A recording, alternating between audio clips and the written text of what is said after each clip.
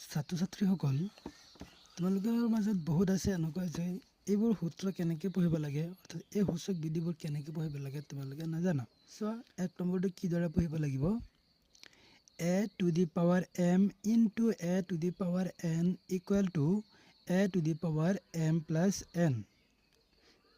দুই নম্বৰটো a to the power m হৰণ a to the power n equal to a to the power m minus n। এইটো হৰণৰ জেগাত তোমালোকে divide পঢ়িলে হ'ব বা অকল বাই পঢ়িলে হ'ব, ঠিক আছে। এনেকৈ পঢ়িলে হ'ব a to the power m by a to the power n equal to a to the power m minus n। a to the power 0 equal to 1। a to the power minus n equal to 1 by a to the power n।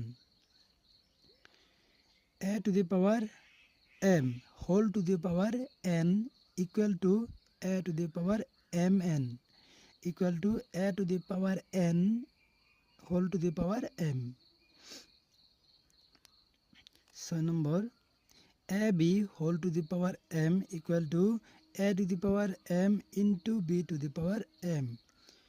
abc whole to the power m equal to a to the power m into b to the power m into c to the power m। a by b whole to the power m equal to a to the power m by b to the power m।